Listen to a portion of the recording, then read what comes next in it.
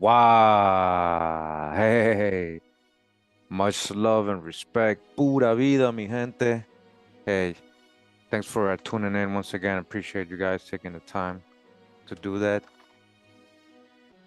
All right, we're just about to get started here. We're gonna go ahead and get into a couple books that we read a couple weeks back. Just go ahead and finish these books now that we understand the history and the background to the people who we know as Sephardic Jews, Muslim Moors, crypto Jews, Moriscos, Marranos, conversos, new Christians, so-called Protestants, Huguenots, and as the list goes on and on and on. All right, so, you know, thanks for being here. Once again, appreciate you guys. I know, well, a lot of you always tune in, always to the live chat. A lot of you might miss it. You might hear this later, but I appreciate you as well. So if you hear me talking to anybody, I'm talking to the live chat, just in case you're wondering. All right, and do you mind if we read a couple books again today, a couple pages? You guys don't mind that, right? If we read together. I've never read these chapters. We're gonna see what they say. It looks interesting. We already got the drop on part one of this. What we're gonna, I guess, make a series. We'll probably make a series out of this. As we keep reading these books, just to add what we know already from the history of these, what they call in port Jews, right? These merchants, so-called merchants, ship owners, all that, colonists, refugees fleeing the Catholics, and what we learned, and I'm gonna actually share that right now, in case you guys missed it. This is kind of like part one of this. I haven't even made the playlist yet, but this was not too long ago, 2 weeks ago, where we read the first chapters of two books. And this is the video where we also showed a lot of sources describing the Sephardic Jews of that time. We're not talking about what you think of it today, but of that time, all right? And as you guys remember, when we talk about Portuguese so-called Jews, Sephardic Jews, or crypto Jews, these are very melanated so-called black people.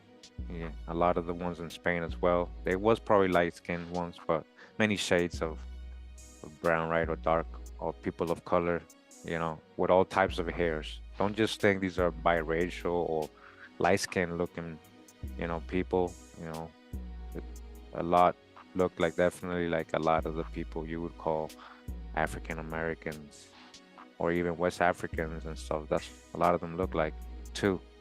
They had many different looks, but in general, these were people of color, melanated people, what a lot of people would consider so-called black today. And we showed the sources on this part one right here in case you missed it, and in older videos, like we've been showing a lot and showing the genealogy linking these people to so-called African Americans today. And a lot of people who have done their genealogy already know what I'm talking about. But again, make sure we got a good crowd, and we do now. We can go ahead and get started.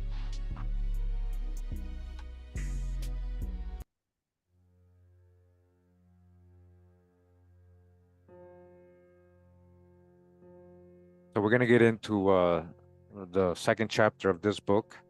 Appreciate you guys again tuning in. Read along with me.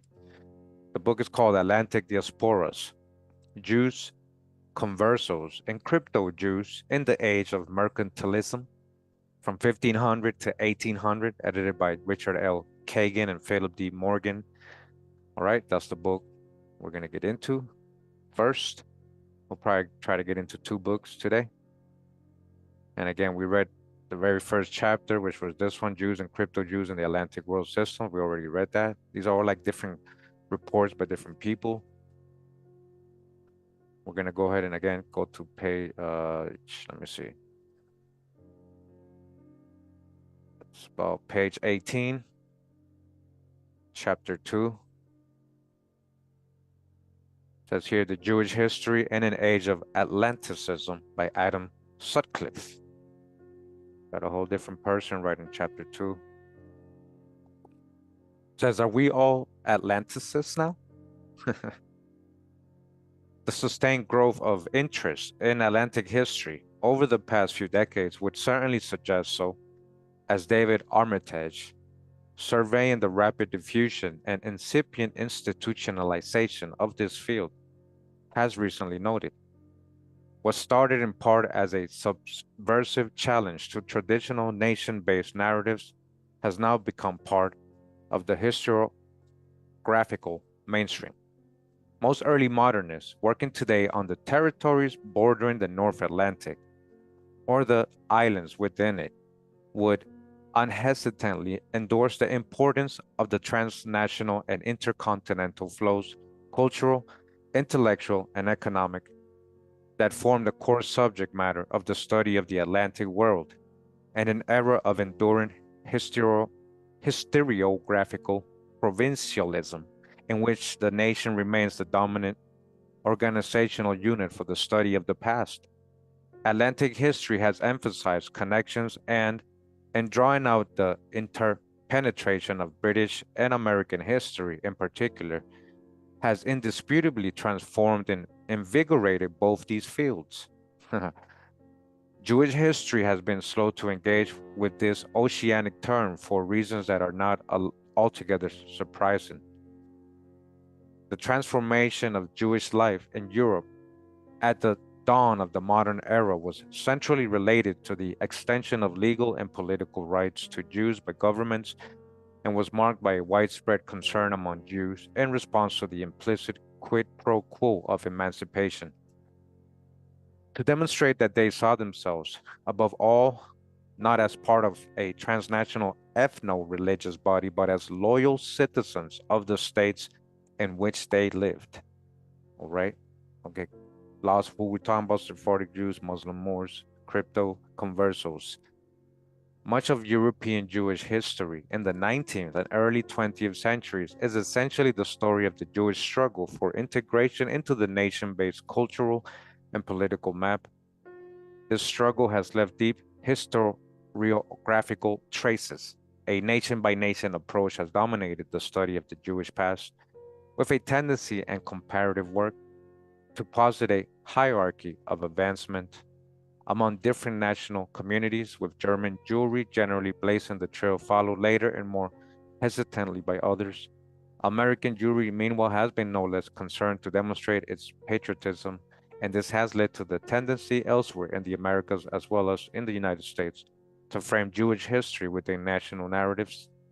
It is, however, indubitably the case that Sephardic Jews, this is who we're talking about when talking about historical, colonial times, and conversos Jews, convert, right, from being Sephardic Jews, Muslim, so-called Moors, into Christians or new Christians. They converted mostly by force.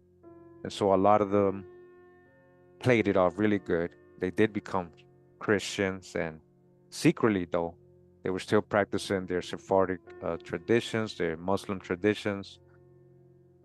All right. And they were, if they didn't, if they got caught, a lot of the time they got hanged. This is early, very early on, especially with the Spanish and Portuguese colonies. You get burned at the stake. They're supposed to have converted or died. That was the rule. A lot of them were able to settle in places, though, where it was accepted still, like in Amsterdam. That's where they created the New Jerusalem. That's literally what Amsterdam was called, New Jerusalem. A lot of these conversos ended up there. They became your so-called Dutch. All right, so that's kind of stuff we've gone over before. So it is, however, indubitably that case that Sephardic and converso Jews played a vitally important role in the commercial networks of the early modern Atlantic, so-called black folks. The Sephardim were, as Jonathan Israel has shown so magnificently, the international cross-cultural brokers par excellence from the mid-16th to the mid-18th century, possessing a cultural malleability and geographical reach unmatched by any other trading diaspora in this period, unmatched. The attention now being accorded to the Jewish past within the context of Atlantic history is belated, reflecting a familiar lag between the emergence of new historiographical trends and their application within Jewish history. But it is no less welcome because of this. However, the challenge of integrating an Atlantic perspective into Jewish history extends beyond the centering of nation-based paradigms. In an Atlantic context in which ethnic definitions of Jewishness were generally more important than religious or communal ones, and in which personal identities were often highly fluid and indeterminate, the very organizational category of Jewish history is itself stretched and problematized, given that new Christians greatly outnumbered open, in parentheses, Jews in the Americas during the colonial era. The distinctly Jewish nature of this diasporic network was elastic and in some environments minimal, while Sephardic commercial networks were unambiguously or ambiguously based on bonds of shared Jewish ethnicity, intensified by the racially exclusionary old Christian, in parentheses, attitudes that prevailed within the Spanish Empire. It would do violence to the complexity of converso identity to interpret all aspects of new Christian experience through the lens of a presumptively underlying and determinate Jewishness. It is also important to remember that Sephardic Jews and crypto Jews or secret Jews operated not only across empires but also within them. To describe them following Paolo Bernardini as practitioners of a milder colonization leaves us to ask who precisely were the operators of the less mild forms of colonization, who was really behind it, and to what extent these practices were starkly separable from those involving Jews. Despite the particularity of their outsider status in European culture, whether they converted to Christianity or not, Jews cannot be neatly extricated from the wider colonial projects of which they were among the agents and the beneficiaries, who set up your first sugar plantations, who really was in Roanoke colony, who were the real Puritans, the Pilgrims, who was the real people who landed in Jamestown. This is what we're talking about, guys. This is what they left out of history, the ethnicity of all these first colonies or colonists, of the people who were settling there. We've gone over the information. We're going to get back into it. All right. We got a lot of videos coming that are related to these people again. Let me see if I can show you guys. And how they relate to certain indigenous tribes. I'm going to show you guys. I'm going to remind you. All right. Let me show you an article I got right here. A second.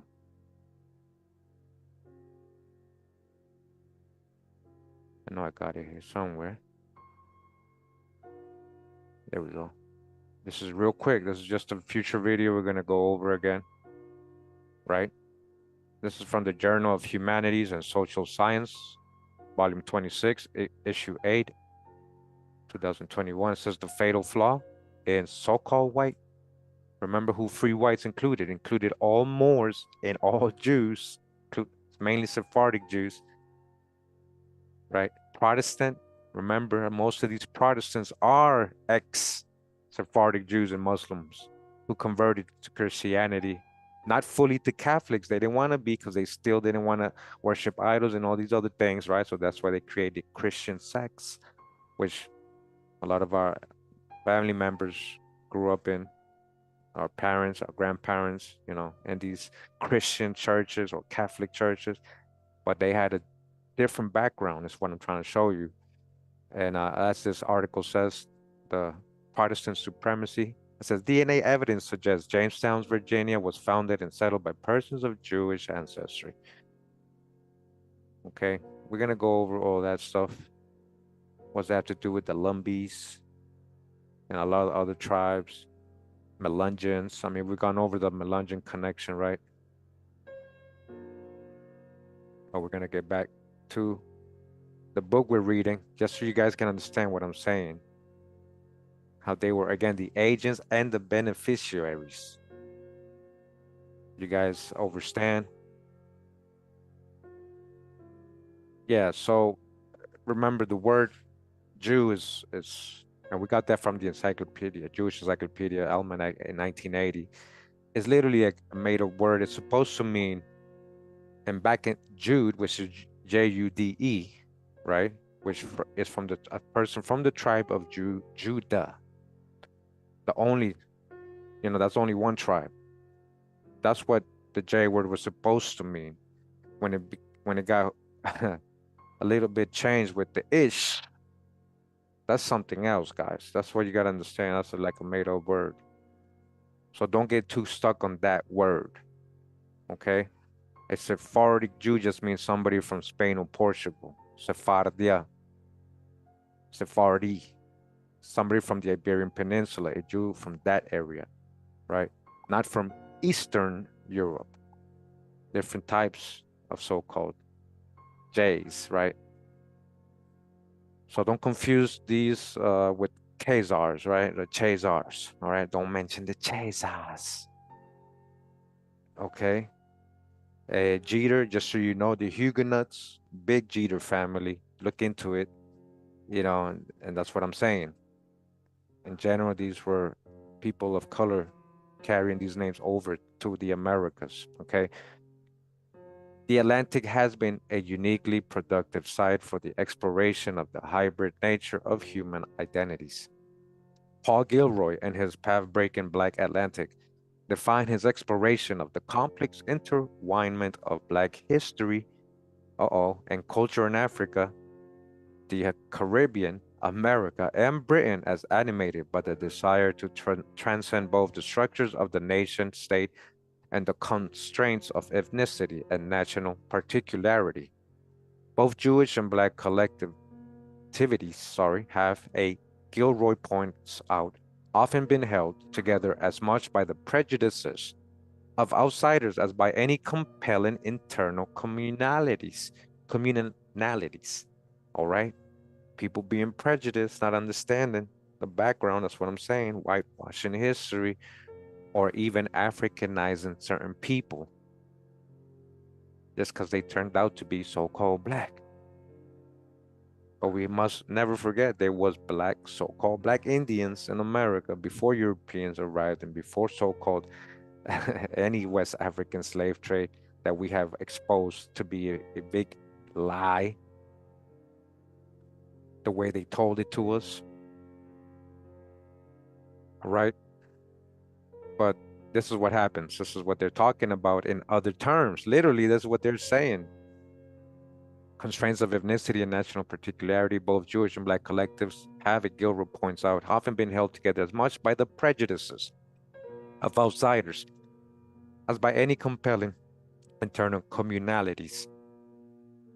This insight holds particularly true for the early modern era, during which, despite the very different status of the two groups in the New World, lines of ethnic demarcation marked both Jews and Blacks as outsiders, being treated the same,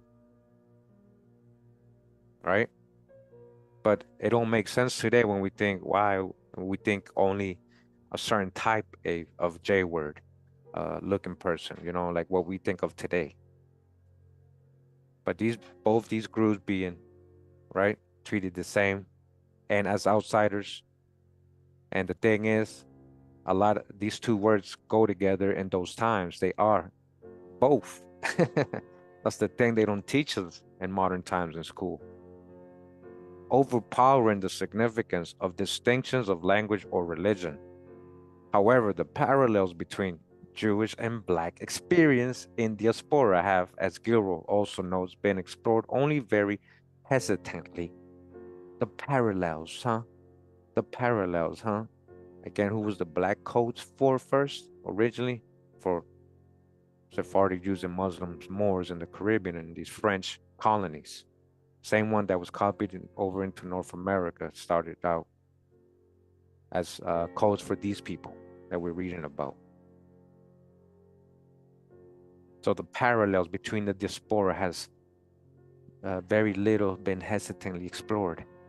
Not only does such parallelisms cause discomfort for some on both sides, people get emotional when I say this, the parallelisms, but the idea of a bounded and stable ethnic identity is something to which many in both groups remain deeply attached.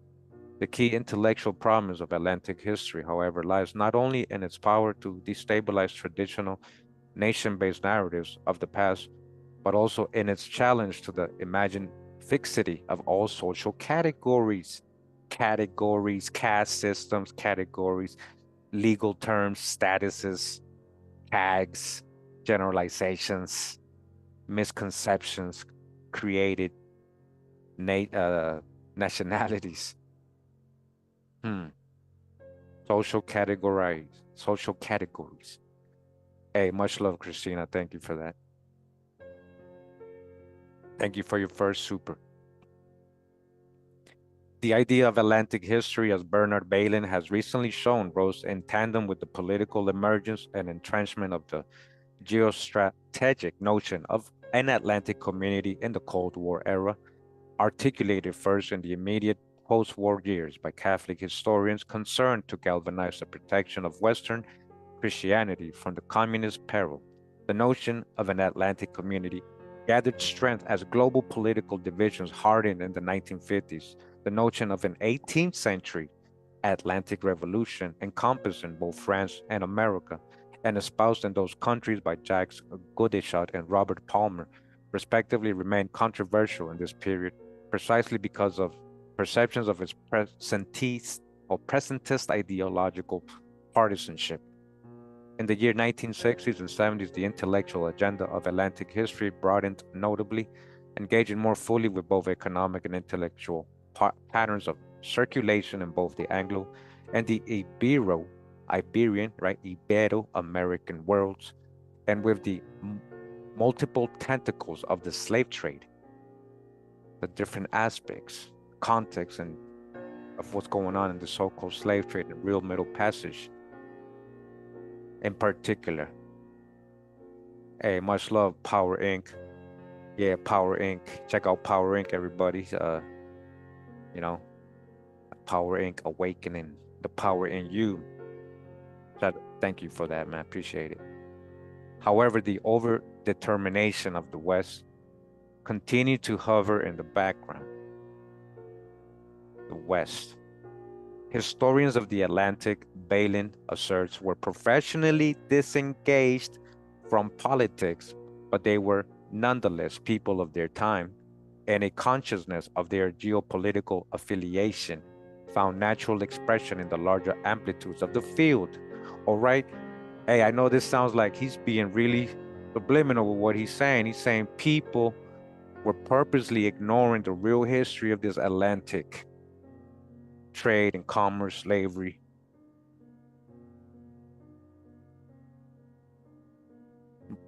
And they were being biased with their geopolitical affiliation, which found natural expression in the larger amplitudes of the field, all right? If you guys don't understand what they're telling you here,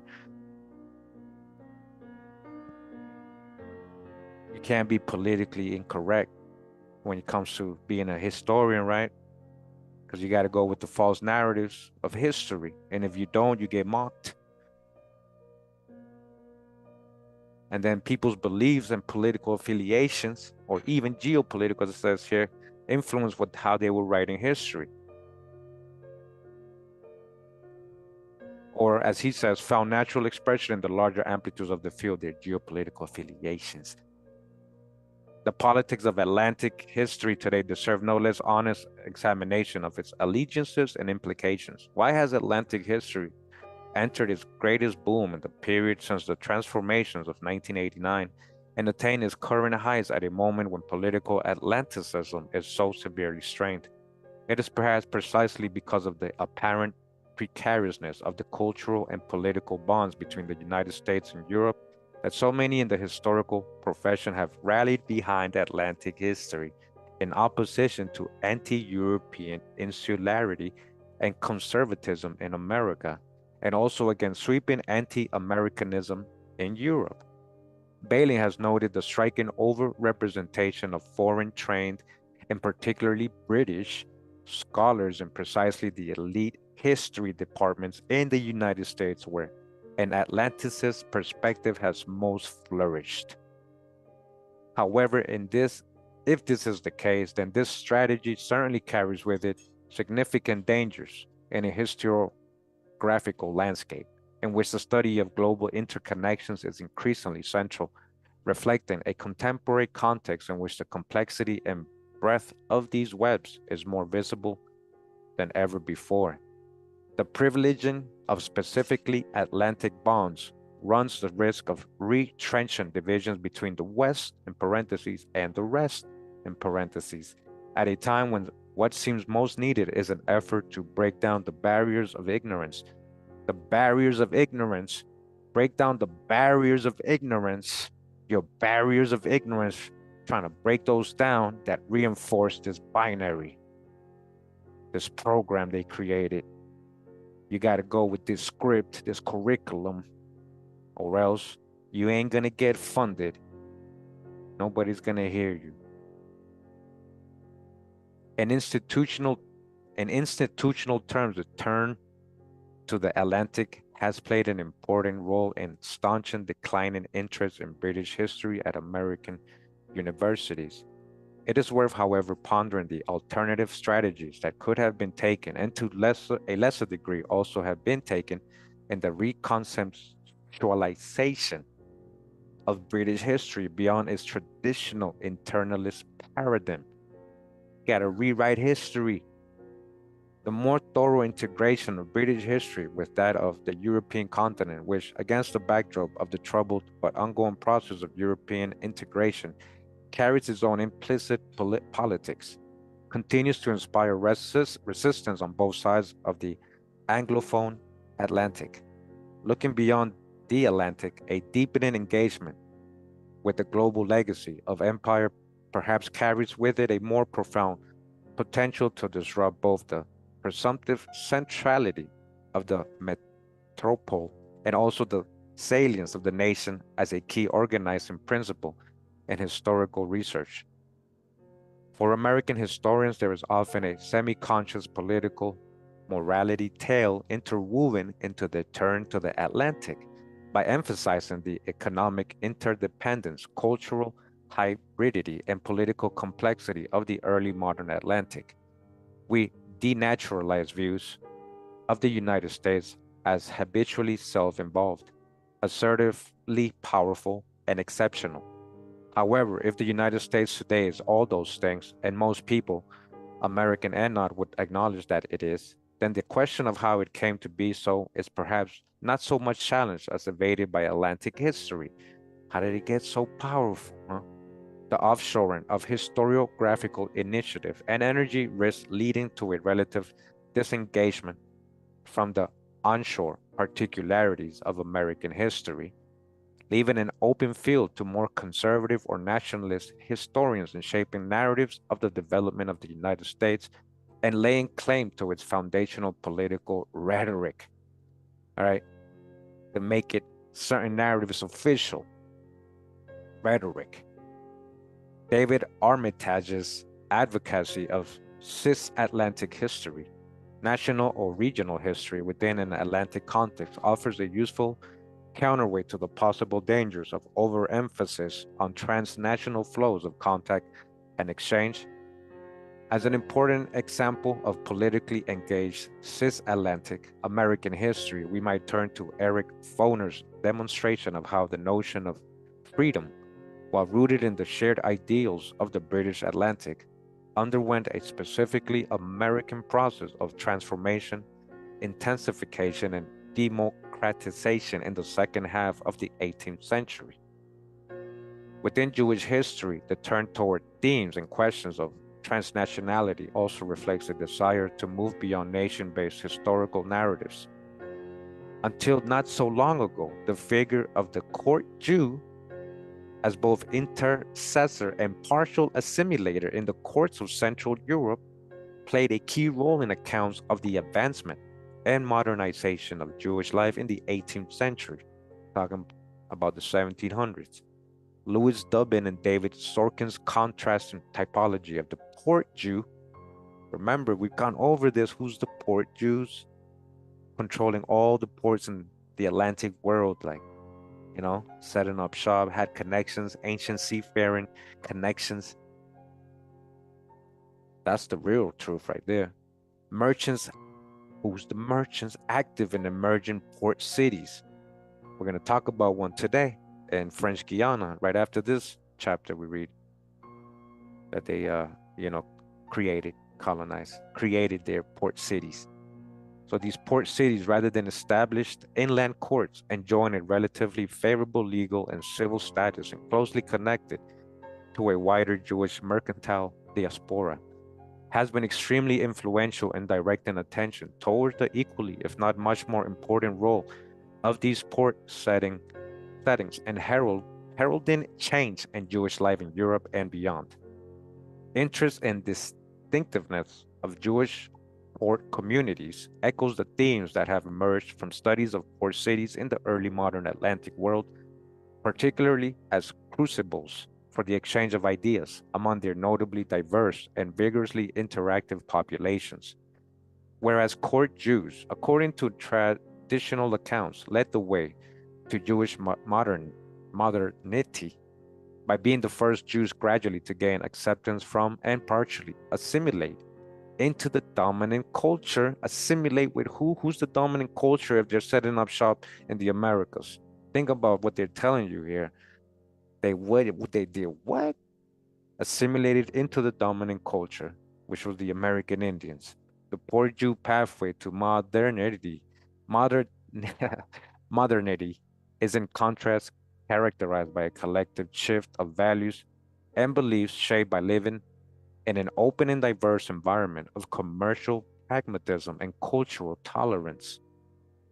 This gentle, organic, and relatively egalitarian vision of Jewish modernization is certainly seductive and also in large measure persuasive, in contrast to standard accounts of the Haskalah as a highly programmatic movement. Louis Dubin has suggested Dub means black. Dubin has suggested a more nuanced narrative, showing in the context of Trieste that the ideas of the Berlin masculine caused little sensation and were adopted selectively by Triestine Jewry in the late 18th century, according to what seemed useful and familiar to them. However, it would be wrong to imagine early modern port cities as utopias of tolerance, understanding, and cultural empathy. In Amsterdam, for example, as I was saying earlier, right? Amsterdam was New Jerusalem for the Sephardic Jews that had fled the Catholic inquisitors and fled over, made their way to the Netherlands, Holland, Amsterdam, and set up shop. They became, a lot of them, your so-called Dutch ship owners, navigators, colonists. So again, in Amsterdam, for example, the Sephardic rabbis and lay leadership attempted to the best of their abilities to minimize social interaction between Jews and non-Jews, taking frequent recourse to the Hedem communal ban in order to enforce the boundedness of the Sephardic community. The desire for collective respectability and religious normativity not infrequently strained against the temptations of life in fast-moving, informal, and diverse merchant ports. Who's your merchants? Early modern port Jews, of course, did not exist only or even primarily around the Atlantic. The commerce of Trieste was decisively oriented toward the east, while in Livorno, the most important Mediterranean port in the late 17th and early 18th centuries, and home to one of the largest Sephardic settlements in Western Europe, they settled over there in Italy. After the Inquisition, I'm telling you, they fled. Close commercial ties were sustained with similarly westernized Sephardim in Aleppo, Izmir, and elsewhere in the Levant and North Africa, as well as with Hindu merchants in Goa. Early modern contacts and exchanges between Christian Europe and the Islamic world tend to be overshadowed by a focus on conflict between the West and the Ottoman Empire. They try to erase that whole connection, that whole history, that whole network with so-called Christians, early Christians, and Islamic people, the Islamic world. In the Jewish context, the suppression of consciousness of these connections is particularly unfortunate and forms part of a wider cultural effort on the part of the Western Jews. Huh. Since the early 19th century to draw a stark separation between the Orientalized romance of medieval Al-Andalus and a decisively Western Jewish modernity. Western Jews, we're talking about the Chazars, guys. They're literally telling you the difference. The difference. Listen to what they're saying here. In other words, they're being real slick about it. Atlantic Jewish history, if not placed within a global context, risks further reinforcing this misleading and unhelpful division. For all these caveats, the significance of Sephardic Jewry in the early modern Atlantic economy is unquestionable. All tightly knit diasporic were, as Peter Matthias has pointed out, at a distant advantage in Atlantic commerce. In an environment of risk in which information flowed slowly and opaquely and commercial legal enforcement was weak, access to credit was essential for successful trading. Credit was dependent on trust, and it was this that intertwined networks of consanguinity, religion, and culture. All right, they kept it amongst themselves, whatever form they were coming in as English, Irish, Protestant, Baptist, Huguenot. They were all used to be, they were coming from the same background, being refugees of Sephardic Jews and Muslim Moors throughout Europe and North Africa, as you guys see the Mediterranean. So among Scots and Quakers, who's your Quakers, who's the real Quakers, as well as Jews, sustained particularly well. Relationships of trust were reinforced by the threat of intense disapproval of wars for community members known for dishonesty, while bonds of trust nurtured over generations enabled established kingship groups to enjoy what Matthias calls the benefits of cumulative advantage. Huguenot, I told ya, and Basque Atlantic trade in diasporas were similarly underpinned by the cultivation of close kinship networks, as Daviken Studiniki Gisbert shows in his essay in this volume. Oh, we're going to get that chapter 2. The kinships, huh? The Huguenots in the Basque Atlantic, who many of the Basques are Sephardic Jews. Most of these diasporic communities leave only a faint sociological trace in the contemporary Americas, having long ago largely assimilated into the broader or European settler mainstream, so-called white. The Sephardic diaspora, in this respect, stands out as an exception. Numerous surviving and even thriving Jewish communities in the Western Hemisphere trace their roots to the early modern era. This retrospective gaze, however, readily obscures the commercial pragmatism that motivated and sustained these early Sephardic settlements, just as it did those of other diasporic minorities. The Portuguese Jewish entrepreneurs, Portuguese Jews, like Salvador Fernandez Sarco, aka Christopher Columbus, Portuguese Jew like him, who first settled in Suriname and Curaçao. We're going to get those chapters too in the other book as well. We've already gone over actually numerous sources talking about that history in Suriname and Curaçao, but we're going to go over it again from another book's perspective.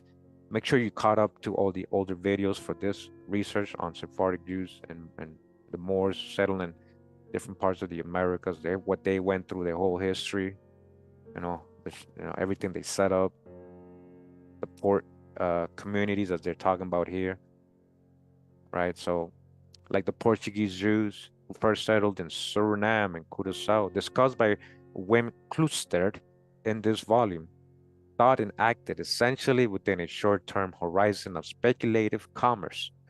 Nonetheless, they figure in historical memory as the founding fathers of two Sephardic Jewish communities that proudly still exist today.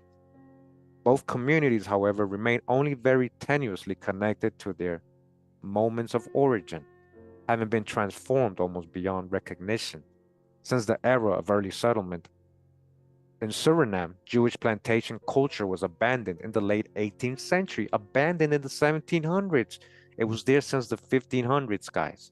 Almost 200 years, 300 years of so-called Jewish plantations. And what happened? It got abandoned, huh? In the late 18th century, the jungle took over once more, covering the synagogue and cemetery of Jordan Savannah with tropical growth, as Robert Cohen evocatively describes the process. We're going to get that chapter too. The Sephardim of Curaçao, meanwhile, far from sustaining a chauvinistic Iberianism, Iberian Peninsula, Spain and Portugal, North Africa, Morocco, have since the 18th century played a key role in the development of the islands across ethnic Creole language. Papiamento, oh, bosta papiamento, or you speak papiamento.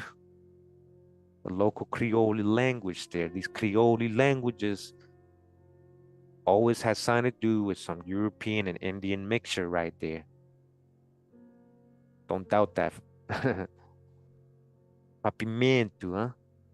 Jewish settlement in the New World, they try to make that an African, they try to make these things into African and slaves narratives. And when you understand, you say, what African slaves when you're dealing with American Indians and Black Europeans being sent here as indentures too, and working under these Sephardic Jewish communities who had the plantations.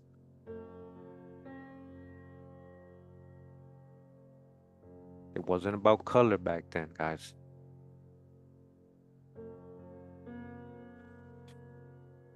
Jewish settlement in the New World was always over-determined, both because of the unique religious signification borne by the Jews in Christian theology and because of the hopes that circulated within the Sephardic community for a transformation in this new environment of the economic, political, and even theological basis of Jewish existence. In the mid-17th century, Jews and non-Jews shared a common language of utopian and millenarian optimism in anticipation of the possibility of a flourishing of Jewish religious freedom and agricultural productivity in the Americas. Millenarian currents were fueled by the notion advanced by, among others, Manasseh ben Israel, who actually had a different name, guys. We went over it in another book. I think it was Manuel something. Manuel, he, he went into Amsterdam and he changed his name to Manasseh ben Israel, but it was like Manuel something. I forget it had a whole other name, De Souza or something like that. And it says here that the Native Americans were descended. Okay. Yeah, this is what he said. We've read this book. This is what I'm saying. So, according to Manasseh ben Israel, right? He was saying he printed a book called The Hope of Israel, right? He said that the Native Americans, listen up, were descended from the 10 lost tribes of Israel and were thus themselves Jews, just like them, but a different type, not people who follow it just by reading a book or by religion, but the actual biblical people, still practicing the same practices, ceremonies, traditions as these ancient biblical people in the Bible, but they were doing it without the Bible. Get what I'm trying to, you understand? And so a lot of the Sephardic Jews that came over, because they were very knowledgeable in the Bible and the biblical people, they saw it in the Indians. James Adair spent 40 years with the Southeast Indians. He had a Choctaw wife. His whole book, the history of the North American Indians, like it's all about that, proving that, talking about it, like we read it. All right. So these biblical associations also resonated beyond the specifically Jewish case. Benjamin Schmidt has shown how the expectantly redemptive New World utopianism of Manasseh ben Israel's Hope of Israel, that's the book I was telling you about that we read from 1650, drew heavily on the common language and imagery of Dutch republicanism, so-called Dutch, right? Who was over there and knew Jerusalem or Amsterdam. The Sephardic Jews and Moors had settled there, and this Dutch republicanism. Even when swept up in Messianic fervor, as was Zhao de Ilang on Curaçao in the 1650s and 60s, the Sephardim attested not only to their Jewish particularity, but also to their embeddedness within a wider Judeo-Christian cultural formation, in which commercial, political, and theological narratives of colonial settlement were closely intertwined. Yeah. Hey, Barbara, we know that. That's the whole point. You missed what I said earlier. Okay. It's supposed to be Jude, which is Jude, and Judeo in reference to anybody from the tribe of Judah only, not the other 11 tribes. We know that. We know it's a made-up word. The view from the present most readily distorts the early history of Jewish settlement in what later became the United States. The events in New Amsterdam in 1654, commemorated with great fanfare in 2004 as the foundational moment of 350 years of American Jewish history, were in no sense stamped with the mythically American, in parentheses, values of tolerance and inclusion that much recent celebration has tried to imbue them with. Faced with the arrival of a huddle of Sephardic migrants from Dutch Brazil, listen, from where coming from Dutch Brazil, the Dutch West India Company governor Peter Stuyvesant unsuccessfully petitioned, as is well known, to his superiors in Amsterdam to allow him to expel these hateful enemies and blasphemers of the name of Christ. Remember, they weren't fully Christian, see, because they were Sephardic Jews and Muslims from the Iberian Peninsula who had to flee, right, convert or die. They had to go and they took their shot in the Americas. They had the ports already unlocked. And they were used by the Catholics to go ahead and set up shop before they started taking over all these plantations. So here in Curaçao, he's like, hey, help me get rid of these people. The grudging and unceremonious nature of this arrival has been obscured by the mythologization of 1654, has been obscured. A history they don't teach you. Hey, much love, Nova. Nova, thank you. Appreciate it.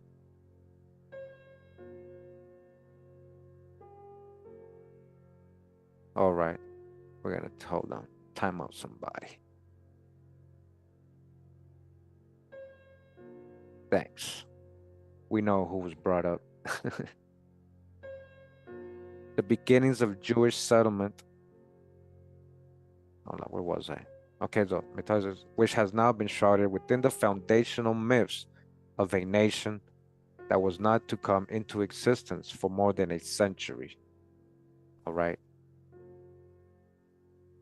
The beginnings of Jewish settlement on the North American mainland were shaped at every step by the rivalries and realities of a long-distance trade, and thus could scarcely have had less connection to the later emergence of American independence. Only an Atlantic perspective, rather than a national one, can, as Arthur Chiron has cogently argued, rescue our understanding of the first settlements of the Jews in North America from the distorting lenses of the quest for national communal origins. All right, we're done with the old, we're done with the generalizing and trying to add people into a history that they weren't in. If any, and we know that there was some Ashkenazi Jews coming in here and there, but in general, these were Sephardic Jews. So trying to add your history and generalize, like it happened in every case, out of hundreds and thousands of them.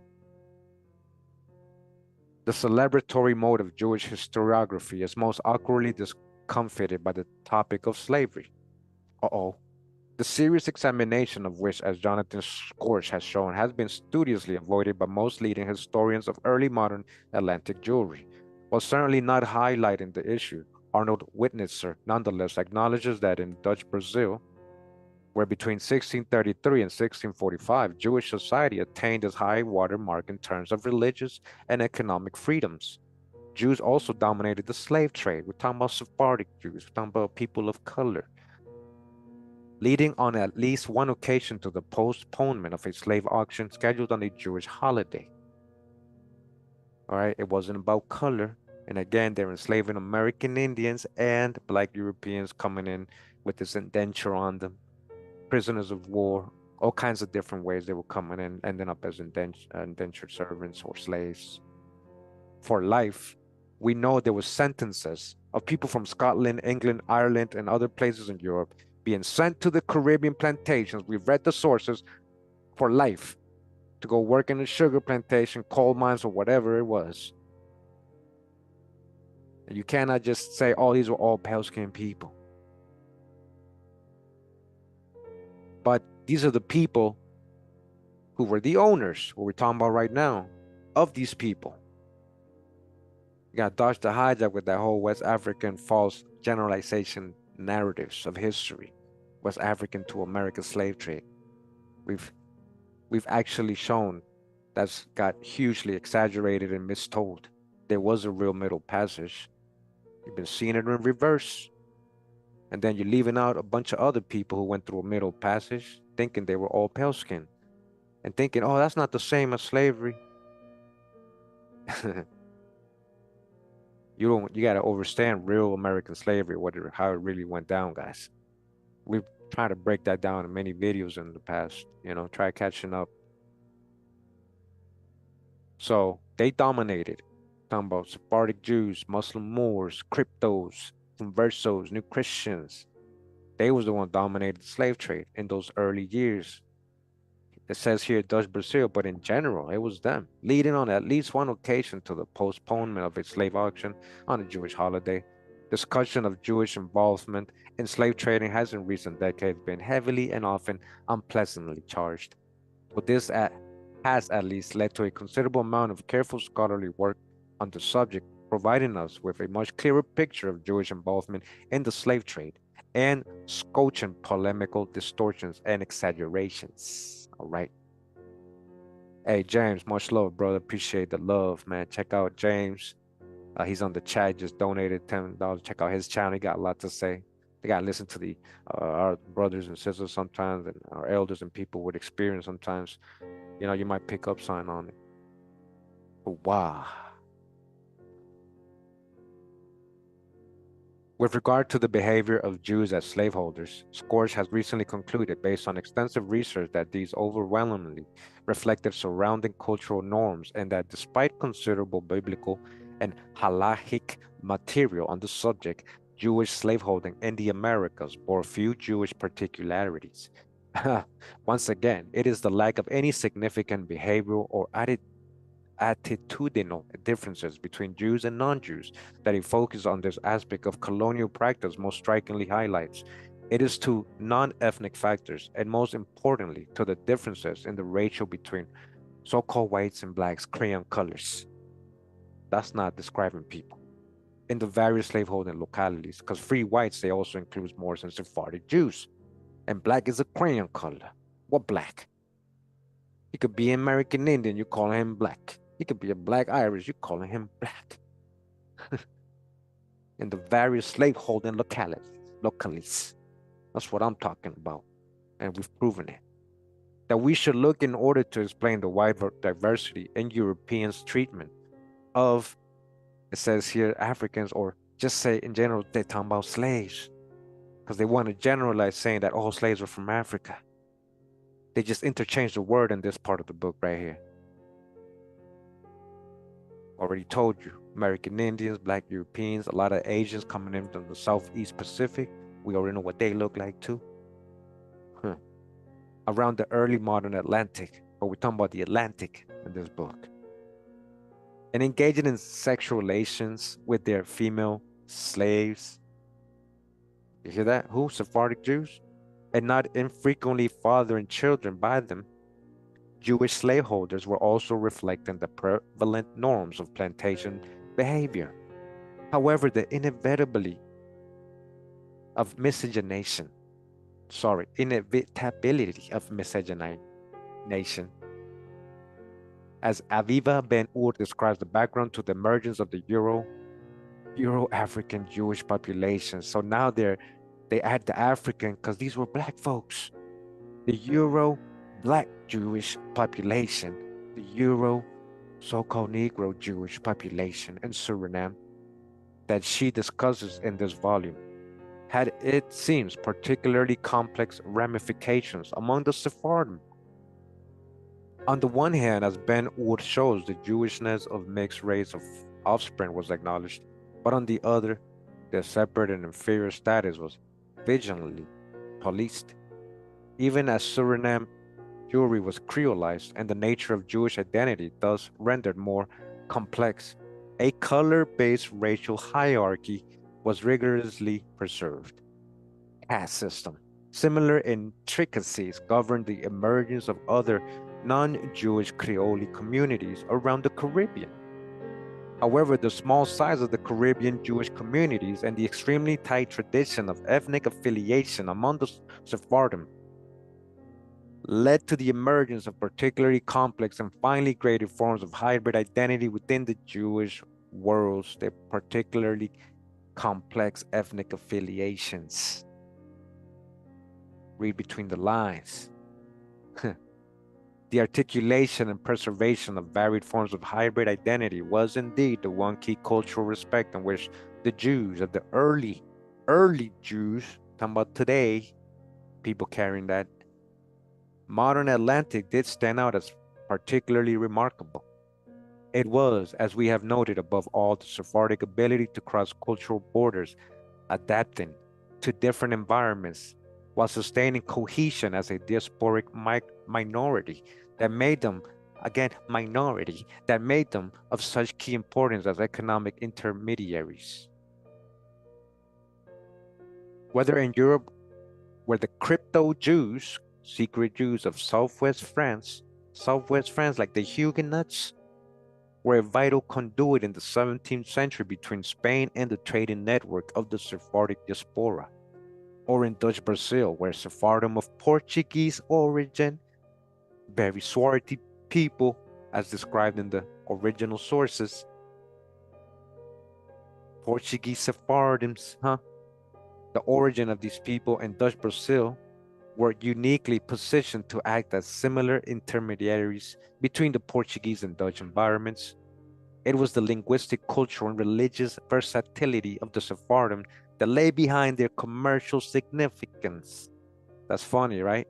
So they're saying, hey, yes, so we got Dutch Brazil Sephardic Jews, and then we got Dutch Sephardic Jews doing business together. It's what they're trying to tell you, being able to communicate linguistically and cultural. They probably even speaking Ladino back and forth to themselves, while they're so-called Dutch and the other one's so-called Brazilian now. He's Brazilian now. The functioning of the diaspora depended crucially on its intricate diversity encompassing observant Jews, new Christians, the ones who converted, and intermediary crypto Jews of varied hues, of different colors, of varied hues. Why you blackwashing Kurimeo? Why you blackwashing history? I get that from white folks and black folks and everybody else who's mad. Why you blackwashing? But it was okay to live in a whitewash history world for all these years, right? That you didn't have a problem with that, right?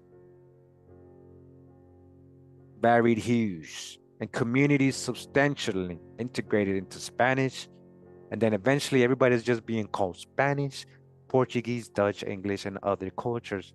When again, they're all crypto Jews. That's why they were doing business together in all these countries.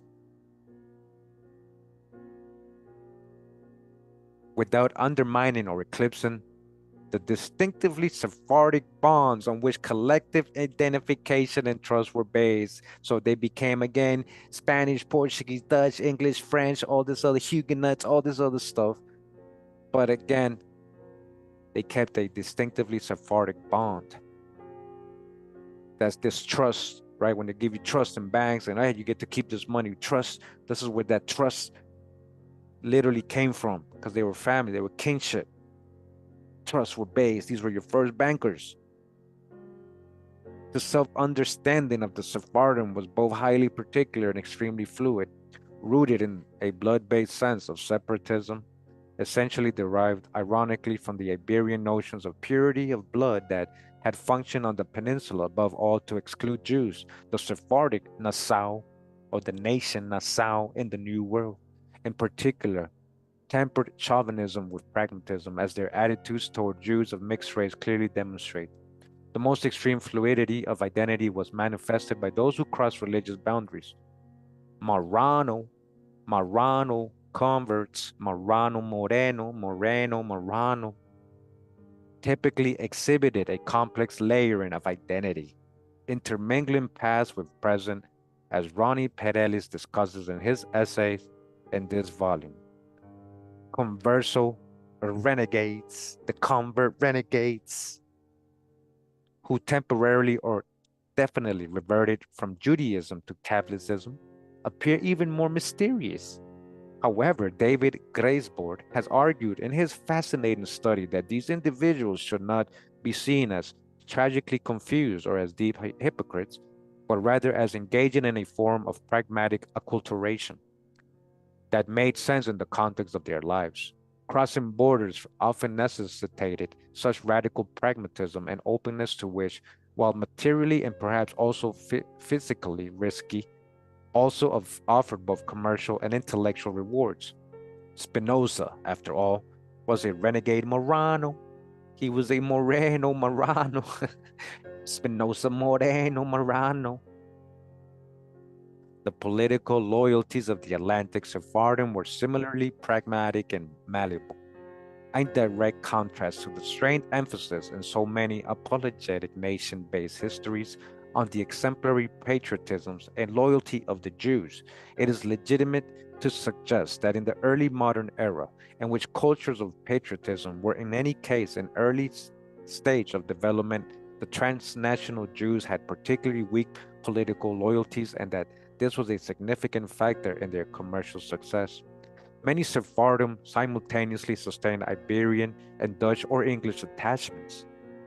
English, who's your so-called English? Again, I told you, Roanoke, Puritans, Pilgrims, Jamestown, who's the so-called English? Even though they sustained attachments to that tag and culture even through periods of war between these powers. Between these powers, even when periods of war, even when they were fighting each other, that's what I was trying to tell you. While Sephardic intercommunal networks of communication and hierarchy straddled the frontiers of the rival imperial systems, with Amsterdam long remaining the supreme mother community for the Sephardim of the British Caribbean. Mother community. It is clear that Jewish involvement in smuggling was significant. Stephen Fortune, for example, has documented the dramatic profits derived from clandestine trade by the Jews of Jamaica. The Jews of Jamaica. You know, I'm gonna show you guys what I think what did he say? Talking about Farrakhan, right? What he said his dad is a Portuguese Jew from Jamaica, man. I think he's a Portuguese Jew from Jamaica. Locally controlled trade in the Caribbean was invariably predominantly contraband, and as Jacob Price has pointed out, the more trade in an Atlantic port city was locally controlled, the more diverse and dynamic its economy. Smuggling and success thus went hand in hand. Smuggling what? Smuggling Indians, right? Far from being exemplary patriots, it could better be argued that the early modern Sephardim were exemplary non-patriots, sustaining international commerce as well as their own complex cultural networks and identities, precisely because they remained aloof from a theological divisions or from theological divisions and political rivalries. These networks and the identities that underpinned them were not, however, sustained indefinitely. We are habituated to think of the early modern period as an era of beginnings. The very chronological descriptors suggest as much. However, as Jonathan Israel has shown, By the mid-18th century, the Western Sephardic trading diaspora was unmistakably running out of steam. This is how they say it. Oh, something happened. No, they got taken over, guys. This is what we've gone over the history. Same people got what? Eventually reclassified and disfranchised because of their color. While increasing numbers of Sephardim were falling into the ranks of the poor, elite members of the nation on both sides of the Atlantic moved toward assimilated rentier lifestyles. Assimilate with who? You're in the Americas. Who are you assimilating with? Distancing themselves from the troubles of their communities and converting to Christianity in high numbers. Conversos. Now you Christians, huh? Anabaptist, Presbyterian, Methodist, Protestant. Get what I'm trying to tell you? Hope you do. Just as commercial success in the 17th century had been inextricably connected to a particularly vital and flexible cultural formation, commercial and cultural decline in the 18th century were closely intertwined. The challenges of frontier living, the seduction of assimilation, and also the more rationalist cultural mood of the Enlightenment era all contributed to an erosion of the bonds that knitted together the disparate elements of Sephardic identity and diasporic solidarity. And as these ties declined, so did the trading networks that had been sustained by them. In decline also, the Sephardim were not unique, but rather shared the fate of other diasporic minorities. Minorities, huh? The early 18th century was the key period in the consolidation and westernization of world trade, heralding in Philip Curtin's words, the twilight of the trade diasporas. Mid-18th century diasporic Armenians, Curtin notes, typically responded to their economic decline by assimilating into the dominant cultures of their places of residence. The Sephardim of the early modern Atlantic then were not harbingers of modernity, but on the contrary, creatures of another age, sustained by informal, ethnically based trading networks that were largely brought to an end by the advent of modernity. The context of Atlantic history should not focus attention only on the nature and importance of these networks. To do so would risk replacing the apologetic undertow of the old nation-based Jewish history with a new boosterism, this time emphasizing the prominence of Jews in forging the intercontinental connections of the world economy. The Sephardic diaspora was indubitably of great importance in the early modern world, but to understand its workings, we must also understand its highly particular cultural shape and its historical specificity. A focus on the Sephardic Jews of the early modern Atlantic in many ways reveals how similar they were in their economic behavior and cultural development to other diasporic groups. This comparative potential is one of the great strengths of Atlantic history and one that poses a solitary challenge to the often insular field of Jewish history. There are dangers, however, to relentless comparison. Although in many respects there is nothing inherently unique about the Jewish diaspora, there are also features that do mark the Jews apart. Jewish diaspora is and is not privileged, as the Boyarin brothers have emphasized, as cross-cultural commercial brokers.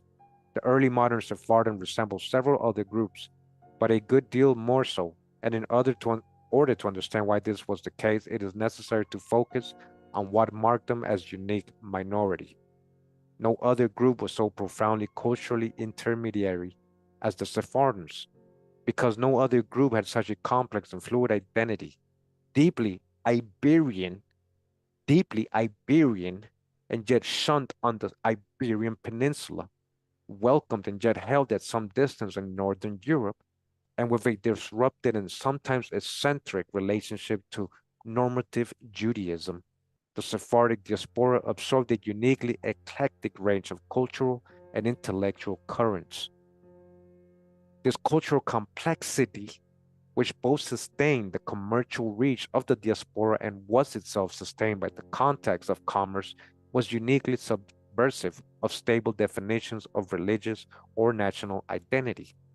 The Sephardim of the early modern Atlantic should not, then, be regarded as pioneering yet essentially familiar, founding fathers, but rather as fascinatingly alien inhabitants of a world and a culture very different from our own. All right. And that's the end, I think, of this chapter. Yep.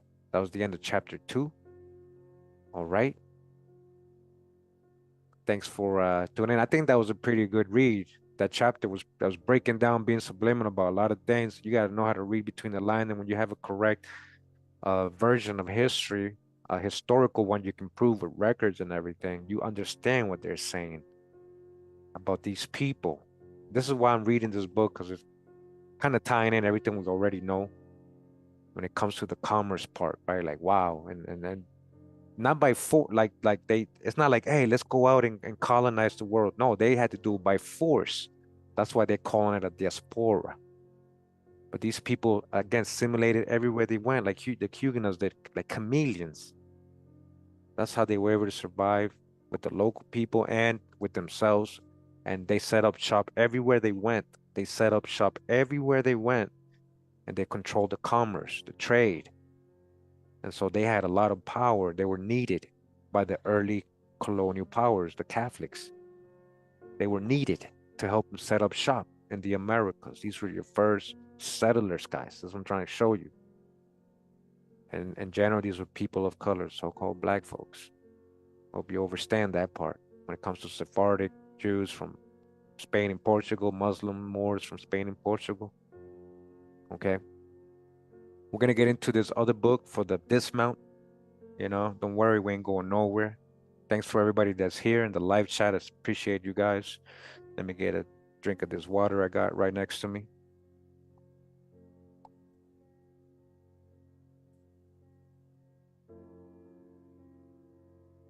I'm glad you guys appreciate, the reading.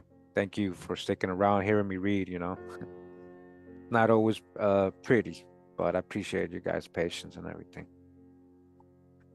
We're gonna get into this book. We got into chapter 1 and the last part in that other video I was telling you about. This one right here, which was about 2 weeks ago, which we read chapter 1 of this book that we just read, and we read chapter 1 of this book that we're gonna read now. So we're getting into chapter 2 of this book today.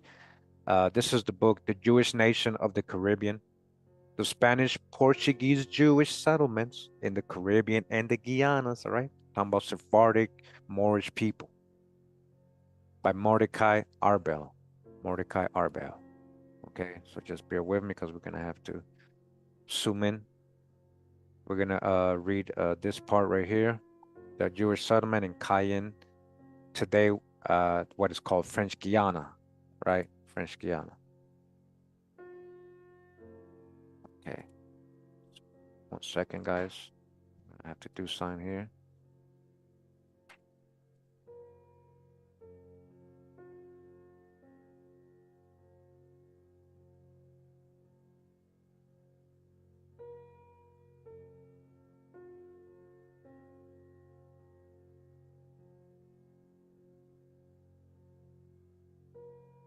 So it says here, among the various European nations, the French were the most attracted to the island of Cayenne.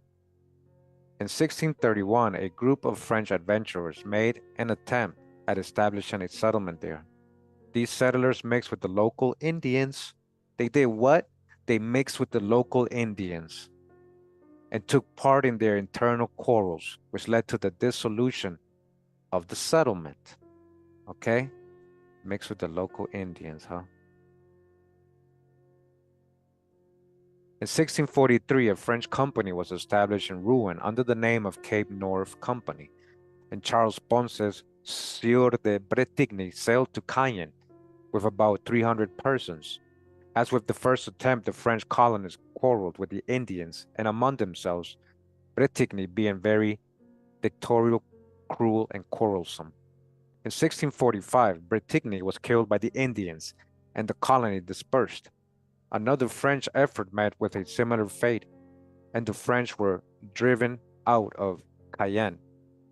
The Dutch commander Gudin Spranger, finding Cayenne abandoned by the French, received a grant from the Dutch States General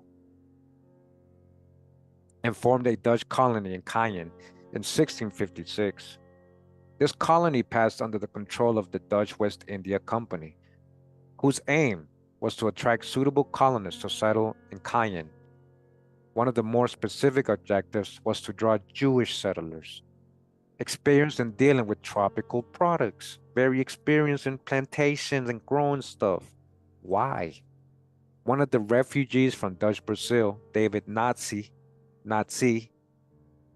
negotiated with the Amsterdam Chamber of the West India Company a grant of liberties and exemptions dated 12 September 1659 for Jewish colony on the island of Cayenne. All right. This grant states in paragraph 1 that David Nazi and his partners are to be patroon and patroons, or patron, right? Like you say, bosses of a colony in the island of Cayenne, provided that they not extend so far from the colony of Cayenne as to interfere with other settlers. We understand from this section of the text that the company's intention was to have an exclusively Jewish settlement, which had to be distanced from the lands tilled by non-Jewish settlers around the city of Cayenne. All right. So here we got a map of the isle of Cayenne. Hold on, let me just point that out for you guys. Which is French Guiana, right? This is what they call an island of Cayenne. It literally is an island, but it's literally attached almost to the. This looks like you know, like the parts of Lower Louisiana where it's all bays and you know, and rivers and stuff. So this is again in South America and what they call French Guiana today, right? It says map of the island of Cayenne prepared by Saint de Advin, March 1729, courtesy of John Carter Brown Library at Brown University. Okay.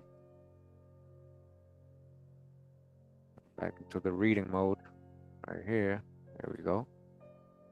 Continuing says the grant given to David Nazi provided for freedom of conscience, building a synagogue, opening a school, on condition that these rights also be given to non-Jews who wish to reside in the colony. So you see, this is what I was just saying in the last book. They needed the help of these so-called Jews, right? These Sephardic people of color to be able to settle the Americas. They were good at dealing with the local people.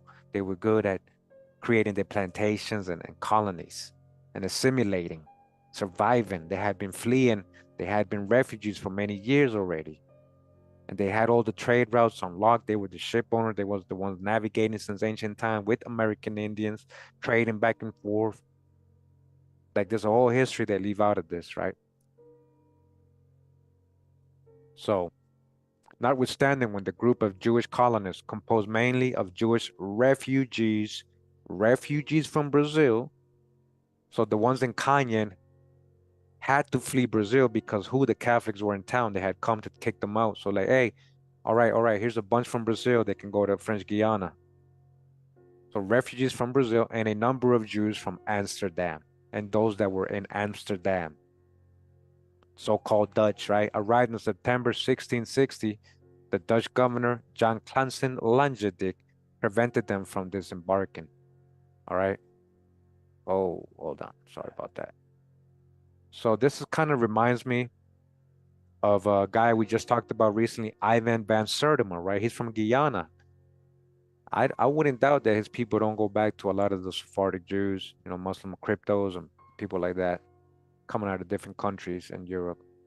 You know, that's the real history over there. These are people of color. And there is a prominent family there in Guyana where he was coming from. His family was very prominent.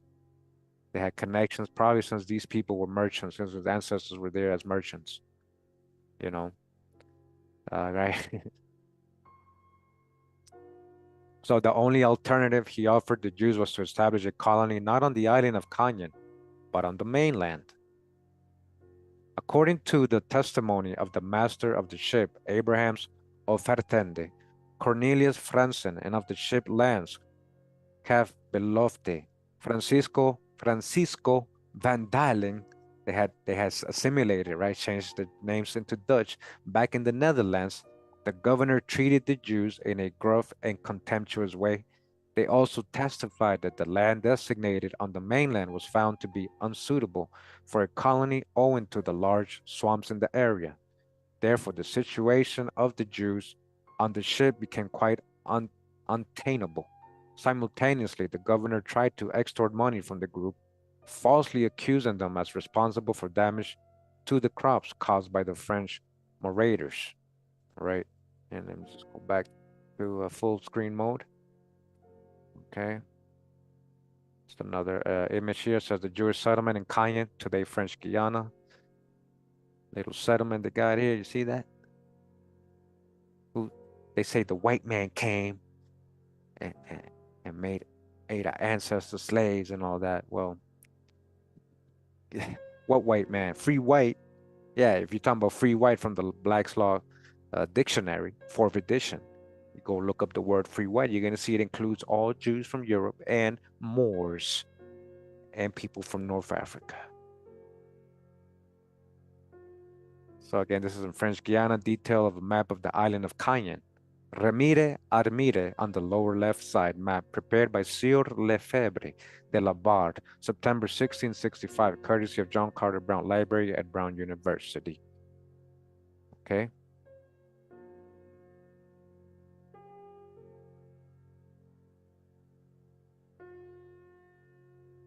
The governor, however, came to feel more and more isolated as his own people, about 35 in number, declared that they would not remain beyond their term of service if the governor refused land to the Portuguese Jews, those very swarthy people, because they would bring prosperity to the island.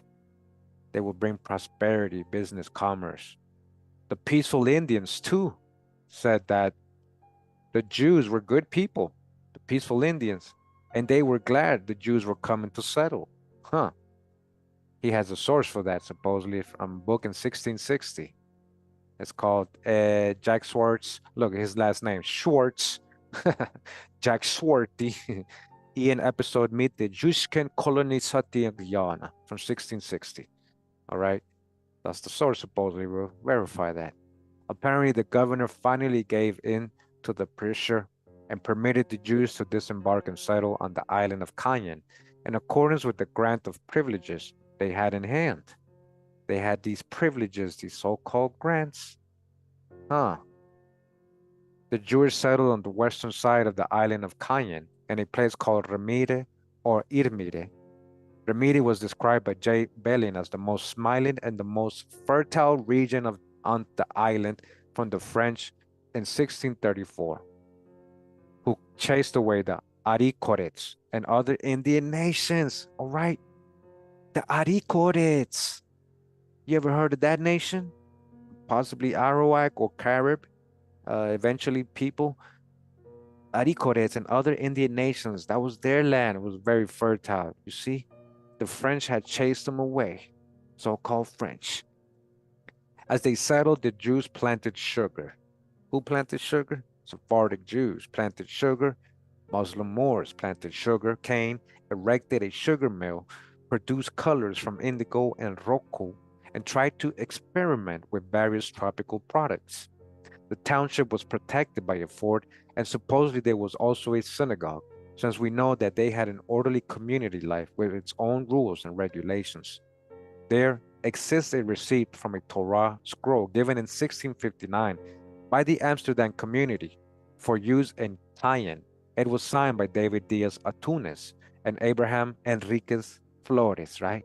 From Amsterdam. Look at the Spanish names, right? Amsterdam. Normally, a Torah scroll was used and kept in a prayer house. It should be noted that, contrary to the French who had preceded them, the Jews stayed on good terms with the local Indians. Not everybody looked upon the success of the Jewish settlement with admiration. The French priest and historian Duterte, after describing Remire, explains that as the island of Cayenne was abandoned by the French, some Dutch people and Jews expelled from Brazil by the Portuguese or the Catholics, not because they are Portuguese, remember that, the talking about the Catholics from Portugal, arrived and found well-planned gardens, a good fort with its cannons, so that it was not difficult to settle there. The French priest, Father Labat, a colleague of Duterte and his successor in several duties, mocks the foregoing account and its assumptions. He presents a contrary view, adding that the reason for the success of the Remediate Jewish settlement was due to the gradually improving relations with the Indians, the local people, as opposed to the relations of the French. And he also describes the successful sugar plant, the culture of sugar cane, cotton, indigo, and roku, all from America, and a successful commerce was carried on with those of their nation and others. They lived there in peace till the subsequent French occupation of the Catholics when they came back. They keep saying countries, but that's what I'm trying to break down to you. We discovered that one of the specialties of the Jews who settled on the wild coast was the preparation of vanilla extract. Again, vanilla, a plant from the Americas, natural to the Americas. Spices, huh? You want to go get your spices. Again, in the narrative of the Jacobin priest Labat, who resided in Martinique, there is a description of the arrival upon the island of one of the heirs of Benjamin de Costa de Andrade, who had been in Cayenne, and of the effort that Labat made to have him reveal him the system for the preparation of vanilla. Huh? Spill the beans, man. How did you make this? How'd you make this vanilla? The importance of vanilla and the Jewish exclusivity of its preparation that they probably learned from the Indians, right? But now they commercialized it, right? All right. Can you're saying people in America who actually had vanilla there growing thousands of years with them wouldn't know how to make vanilla and then actually show the settlers, the Jewish settlers, how to do it, and now it became exclusive to them. All right. What's that called? Demand and supply, supply and demand, supply and demand. The importance of vanilla and the Jewish exclusivity of its preparation can also be seen in the reports of the Dutch governor of Pomeroon, today the Republic of Guyana. So this is the other Guyana, right?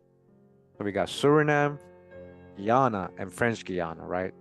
So Pomeroon was also another settlement they're probably going to read about in this book and in the other book as well that we're reading. And we've already gone over the settlement of like how heavily it was settled by Sephardic Jews, right, and Moors there, and Pomeroon, what they call in the Republic of Guyana today. So here's a little image here. Let me show you. Who's that working it? Huh? Who's that working it? Vanilla. Uh-oh, the Indians, huh? The Indians, huh? We know who they were enslaving, right? Indigo Plant in Cayenne, painted by Jacques Nicolas Bellin, 1763. So like years later, that was painted. So in Guyana, right, the Republic of Guyana, where another group of Jews had settled on the wild coast. Yep, that's true, Judah. That's what I'm talking about.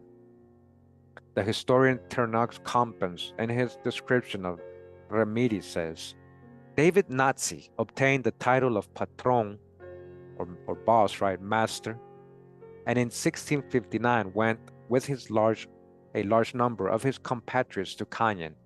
In the following year, these were joined by 152 persons of the same religion who had quit Leghorn, and these likewise devoted themselves to the cultivation of the earth. The prosperity which this colony enjoyed during its short existence is proof that the Jews are not so unfit as has been believed for agricultural enterprises. It is quite clear that the leaders of the Jewish settlers in Cayenne were David Nazi and his group, exiles from Dutch Brazil.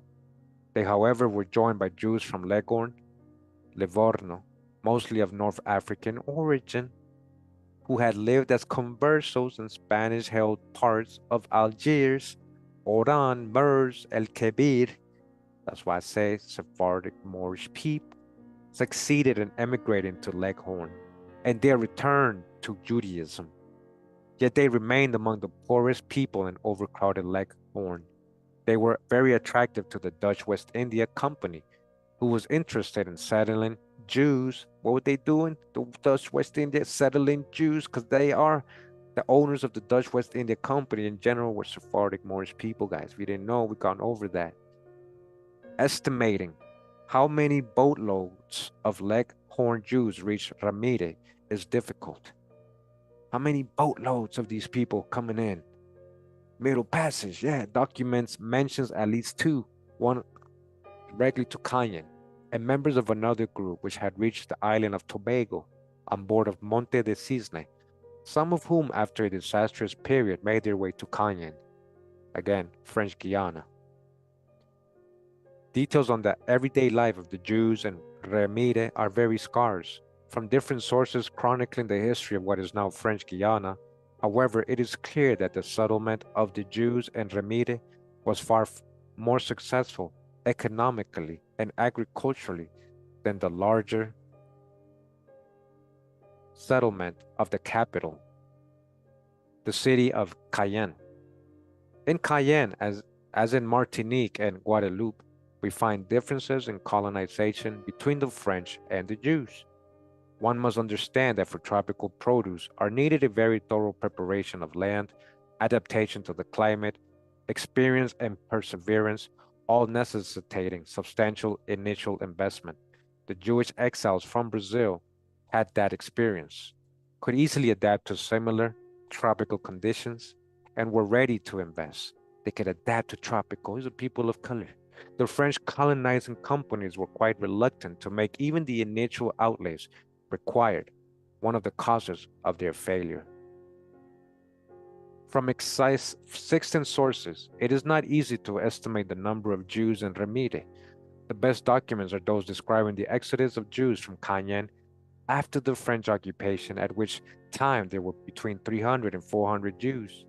In October 1663, Mr. Lefebvre de la Barre and Sieur Bochardou convinced the chief minister Colbert to form the French Equinoctial Company for the settlement of the wild coast.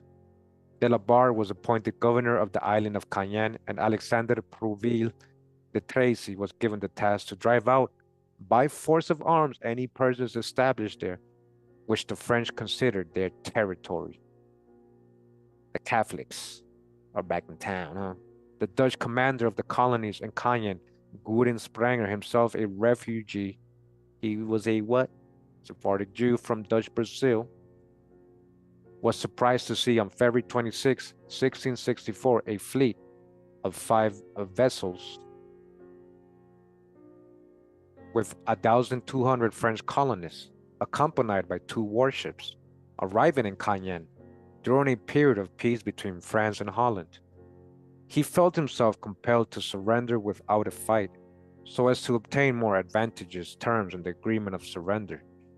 In the agreement acquiescing to Spranger's demands, annotated and signed by Tracy as the representative of the King of France, and de la Barre acting for the Equinoctial Company, and as its new director we find, Part 4, be it enacted that there shall be given us the free and most public exercise of religion, and the undersigned lords shall protect us in it, referring to de la Barre, signed by de Tracy. Para 5. The Jews demand also the free exercise of their religion, as in the preceding article, referring to de la Barre, signed by de Tracy. Para 9. That the expenses incurred by the patron, or the bosses and individuals of the Hebrew colony shall be repaid. Of the Hebrew colony, it was de la Barre who had to decide on this article. The acceptance of Para 4 and 5 are quite exceptional for French colonies in relation to the Jews. Dutetre's description of the ceremony over the French victory shows that colonial wars in that period still had strong religious overtones.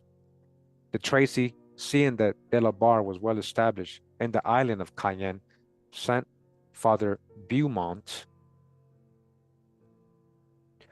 of Dominical ordered to erect a cross in his name as a sign of his piety. The priests and lay showed happiness when they saw the sign of our redemption erected again in the place from where it was torn out by the Jews and the heretics. As for the rights of the Jews under the French, the situation remained ambiguous. Again, so when this same French here, guys, they're talking about Catholic French. The Dutch historian Harstink asserts that after the agreement was made, the French captured 6 Dutch vessels which had come to trade and plundered the inhabitants. So they're talking about Catholics capturing a so-called Dutch or a Jew, Sephardic Jew Moorish vessel, or Protestant or New Christian convert crypto Jew vessel, which had come to trade and plunder the inhabitants, and finally shipped both Christians and Jews to Rochelle, leaving them to find their way to their fatherland the best they could. So Christians and Jews, huh? The French were doing that, talking about the Catholics. Harding's theory was widely criticized by a series of historians who saw it as far-fetched to think that Christians and Jews were transported to La Rochelle in France and then sent off to trek all the way to Holland. See, you see what I'm saying? That doesn't make sense because, like, why are they doing that to both Christians? Because these were the same, these so-called Christians were just converted Sephardic Jews and Moors. Why would Catholics be persecuting Christians if they both were about Jesus, right? Or Christianity? So it doesn't even make sense to historians. Like, why? For persons well acquainted with the geography of Suriname, it is clear that the people were transported to the outpost of La Rochelle on the border of French Guiana and Suriname.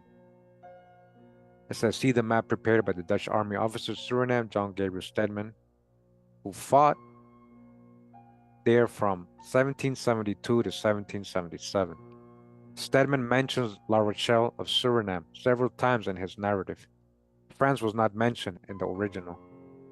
From the above, it is clear that some of the Cayenne Jews and Protestants, there we go, who's the Protestants, so-called Christians, had been taken to La Rochelle in Suriname, and that the Jews found their way to Suriname's Jewish Savannah, with its recently founded Jewish settlement. In Jewish Savannah, there is a region called Cayenne, or Cayenne in Dutch. The old cemetery of the Jewish Savannah contains graves of Jews born in Leghorn, who undoubtedly had been among those who had settled in Ramire and were then evacuated to Suriname. They kept being removed and relocated, these people, a lot of times when they were in the Americas, guys. These same people, eventually, a lot of them ended up in New York. These were your Dutch colonists coming from South America as refugees. Not all Jews left Ramire. It was in the interest of the French company to keep the promised liberty of conscience. The Jesuit fathers had not yet reached Cayenne. The Jesuit fathers, the Catholics, you see? So the economic motivation to keep the Jews prevailed. As long as the Jesuits or the Catholics weren't there. It is Lefebvre de la Barre himself who gives a description of the situation in Ramire after the French occupation. There is another town, Admire, occupied by Jews who number 60 whites, 85 blacks. Huh. Further up, so what are they? This is status? Or what are we talking about here? Further up there is a chapel, because they were just saying this is a Jewish town, right? Further up there is a chapel and water-powered sugar plant. All right. So let me just go ahead and show this image real quick. So the Jewish nation of the Caribbean. This right here is South America. Map of the border between Cayenne and Suriname, prepared by John Gabriel Stedman, 1772, showing La Rochelle in the middle of the map. Okay. Wow, they went deep inside mainland.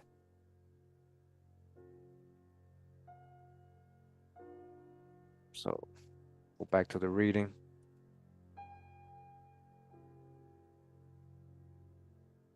It says, and about 60 French and 25 so-called blacks. This is a more modern book, right? We got to go ahead and see what it really says. Probably says Negroes. This description helps us understand that a portion of the Jews of Remire had left that the water-powered sugar plant in which Jews specialized, the sugar, was no longer in their hands, and from among at least 300 to 400 Jews, only 60 remained. The abandoned houses were occupied by French newcomers, or Catholics. In 1667, following the orders of the British General Henry Willoughby, whose base was Barbados, Captain Sir John Harmon invaded Cayenne. The only strong resistance to the British was in Remire, The British orders were to burn the town and destroy it. The French commander de Lacy fled with 200 of his soldiers to Suriname, taking as much of the plunder as the vessels could carry. Harmon proceeded to demolish the sugar works, the plantations, and to set fire to the houses. All right, 1 second, guys. The British ships being quite full, it was impossible to carry off all the French prisoners, many of them sick and deceased. The orders were to take on board only the Jews, in a way most unusual for the British Army. These orders caused resentment among the British officers who were aggrieved that any of the French should be left behind. Being Christian and the Jews being 50-60 should be carried off. They therefore dared to ask for clearer instructions from Lieutenant General Willoughby and Captain Harmon. An officer boarded the commander's ship, the Swan, submitted a document with the officers' questions and had it returned by the commanders with their remarks as follows. All right, so let me just go ahead and make it a little bigger.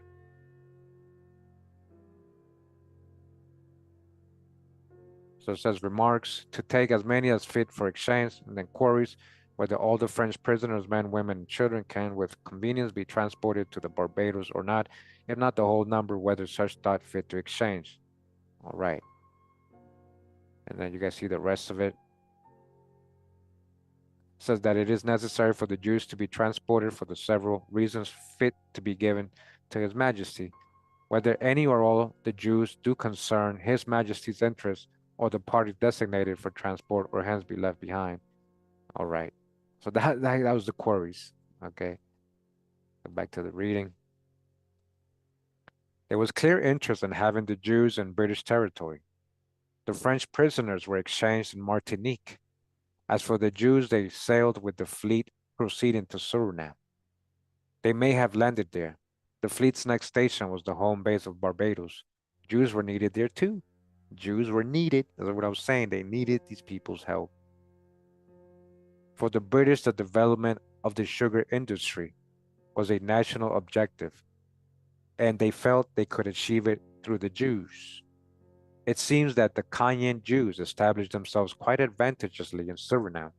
As seen in documents written by the Suriname Jewish leaders in 1788, they cite two examples of resolutions by the Parnism community leaders.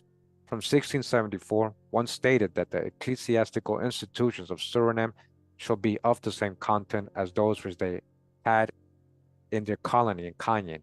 The other declaring that 8,000 pounds of sugar are granted to the daughters of J. Brandon of Amsterdam for each of his daughters who could get married, because he was one of the members of our congregation of Cayenne.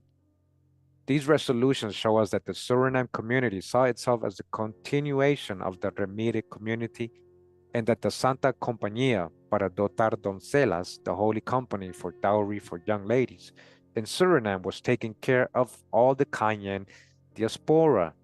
That was for so-called Jews. The Suriname Jews petitioned to return to Cayenne. Abraham Cahen found in the archives of the Ministry of the Marine a letter by Secretary of State M. de Felipius, responding to a petition dated 1725. I have reported to the king on the request of the Jews of Suriname for permission to settle in Cayenne. His Majesty does not see it convenient to adhere to it.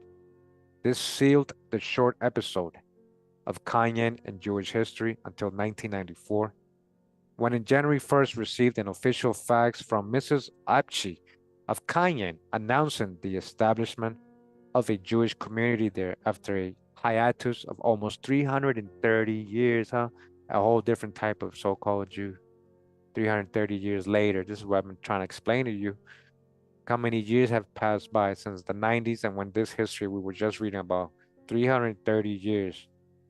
Things can change a lot in 330 years. People can change a lot too, and how they look. All right. So I guess that was the end of this chapter. Yep, appendix. And let me just show you guys the next chapter. Oops. Oh, so the next chapter would be the Jewish settlement in Tobago. Jewish settlement in Tobago. All right, that's going to be a pretty good read as well. We'll get that on the next drop of this book. And again, let me just show you the cover before we go. You guys can know what we were reading. The Jewish Nation of the Caribbean, the Spanish-Portuguese Jewish settlements in the Caribbean and the Guyanas by Mordecai Arbill. And again, we read earlier this other book, The Atlantic Diaspora, Jews, Conversos, and Crypto Jews in the Age of Mercantilism, 1500 to 1800, edited by Richard L. Kagan and Philip D. Morgan. All right. I hope you guys enjoyed the reading today. You know, we've been here almost 2 hours, so that's a good time to stop and go ahead and let people catch up to certain videos and not make them too long so people can actually consider listening in to the reading. But I hope you guys enjoyed the information. I'm trying to like just keep putting this real history in your heads so you can have a clearer picture of what really was going on, by whom, what these people look like, and the power, the influence in both ways, right? We just read a book the other day, yesterday, right, about the Indians going to Europe. So these people are bringing these people back, is what I'm showing you guys. Like they're bringing each other back. They're trading with these Indians. They're saying, hey, you want to come back with me? They're slaving them, all that too, you know? And we're going to read what influence the Indians had over there. And so we're reading in this book the influence they had over here, these Sephardic Jews, like vice versa, right? And it was a big impact in history when it comes to colonization and trade and setting up the colonies, because it's a business, right? These were business ventures. These colonies were business ventures that these kings and queens had, right? Charters, business, the Summers Company, the Plymouth Company, the Virginia Company, right? And in general, they trusted the business to these people we're talking about right now. And in general, these people were people of color, what you would consider black or Negro. And I know that's just the most controversial thing. It's hard for people it's a big pill for people to swallow. But, you know, they said it in so many different ways in this chapter we read in this book today, which I hadn't read before. And I was like, wow, I can see the subliminal inside what they're trying to tell people without really saying it. All right. And they actually said it though. If you have the discernment, you'll be able to understand and the research behind you that we've done in the last 8 years, over 1,000 videos. So I appreciate all you guys that was here all the way to the end of the reading today. I'll give you your Sunday back. Appreciate everybody in the live chat. Thank you for that, for participating and joining me today. It's a lot easier. It makes it more fun to read these things, and it makes it a lot easier to have to just record it, then have to edit it, then have to upload it. It's just much easier to do. Sometimes I just prefer to do this with you guys there listening. And if you got here late, make sure to catch it from the beginning. Make sure to watch the first video as well. That deals with this, which is this one right here. It's about 2 weeks ago, right, that we did that. We read chapters 1 of both books we read today. All right, go ahead and take a look at that one.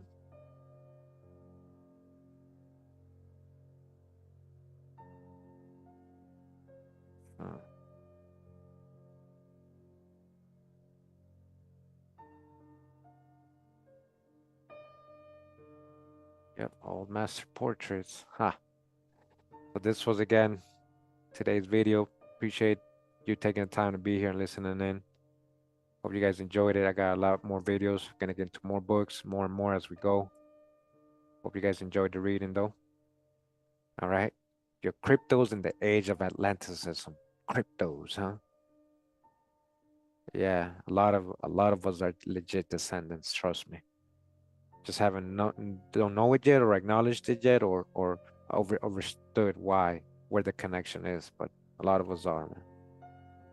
And again, these people simulated a lot with the Indians. Yeah, you're very welcome. Much love and respect. Pura vida, mi gente. We're gonna go out with one of Olmec 12 beats. He's in the chat. Let him know. It's called Water. That water. That water. We got that water for you. Drop Nation got that water. Yeah, appreciate you guys. Pura vida, mi gente. Much love. Wow.